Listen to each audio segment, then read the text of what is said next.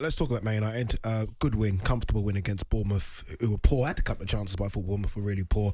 Marcus Rashford scoring again. I think that's the 7 in the league, 12 in all competitions. Not bad. 1 point behind Man City now. Man United, Crookie. Do you start dreaming, or are you just thinking like top four?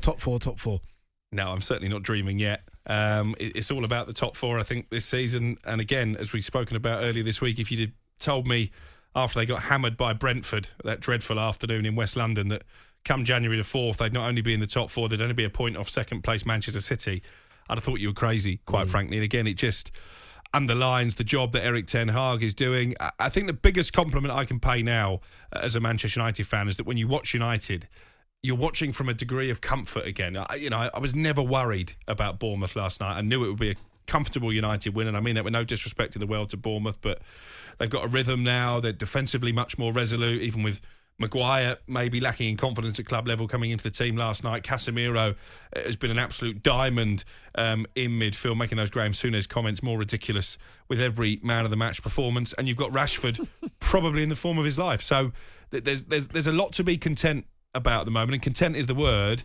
And Manchester United fans haven't been this content for a long time. Just to put a bit of a downer on it, I mean, your last 3 games have been Forest, Wolves and Bournemouth. Oh, they don't count then? No, I mean, they certainly do count, but, I mean, you've not exactly had a difficult fixture in there, have you?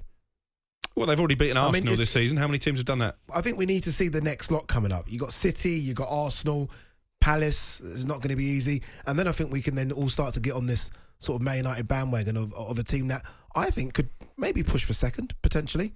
It could happen. I said that on the boot room a few weeks ago. I was partly cajoled into it by Messrs Akinfenwa and Ambrose, but it doesn't look so ridiculous now, does it? If they beat Manchester City and if they can get a result at Arsenal, which hasn't been a happy hunting ground in recent seasons, then certainly I think second place is very much on the table. They're not going to beat Man City. Let's get that straight. But irrelevant of that, there's one. You had to fire that one in there, didn't they? They've got no chance. The one thing United look is resilient as well. Yeah.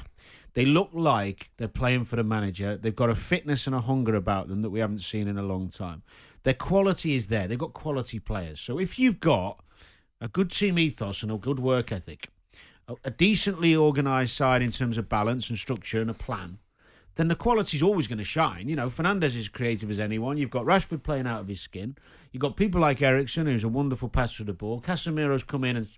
oh, my God. I mean, his impact's just been nothing sort of sensational. So they are dangerous. They are dangerous. I mean, he's got competition for places, at the back especially, which is great for the manager. He's got rid of the Ronaldo problem. There's lots to be positive about. But ultimately, when you talk, I mean, we could argue the best 11 is, that's maybe a subjective thing. But if you're comparing them to City, because that's where you want United to be. They want to be winning the league again at some point. If you compare them to City, and even Arsenal at the moment, there's not many United players getting anywhere near the City side. Let's be honest. And I think there's a few that are getting near the Arsenal side. Maybe, yeah. But City are the yardstick. And the game against City, although it was earlier in the season, showed the problems United will have when they play good opposition. Because although Eriksen and Fernandes are both wonderful creative footballers, at the top level football, to win Champions League and Premier Leagues, not to get top 4, but to win Premier Leagues and be competitive again, you can't have Fernandes and Eriksen in the same midfield and win the league. Even if you've got Casemiro doing all the defensive dog work. Because they're not defensive minded enough. But what we've seen though with Ten Hag, to win the league, he's happy to mix it up. Fred will come back in, and we know that Fred can do a job in there as well when need be. I think we need to give a bit of plaudits or a bit of praise to Wan-Bissaka, who's come in quietly, come back in again when everyone thought he was maybe going to be shipped out to West Ham and Crystal Palace potentially. Wolves. He's come in, Wolves as well. He's come in, got his position back, and he looks really good on that right side again. Again, that's because he's being properly coached, and this has been my frustration when all the happy clapper United fans were content with Ole Gunnar Solskjaer because he's a nice guy, because he's a club legend. He wasn't doing any coaching, and that was pretty clear. Yes, they nicked the odd breakaway win at Manchester City because they got lucky, but now finally there is a proper manager in charge. He's got that authority. He clearly knows how to get the best out of players. It's a lifetime away from Solskjaer and Wreck-It Ralph. It really is. But I also think, just in terms of, yes, coaching always helps. But when you look at the United, defensively United, in terms of how they've got, but irrelevant of who's playing, so it's been Shaw recently in the middle, Maguire's come in, Martinez has played, Varane, who's been outstanding. It's no coincidence that they look better when there's a team shape and also Casemiro standing in front of them. One of the best holding players in the world, and we're wondering why United's defenders are looking better. Yeah, it's not rocket science. And the other thing is United's forward players work harder than they ever have. Are they light up front? Fernandes is the classic example. Are they light of up that. front, though? Oh, yeah, they are light up front. Yeah. But, I mean, they've only really got Rashford.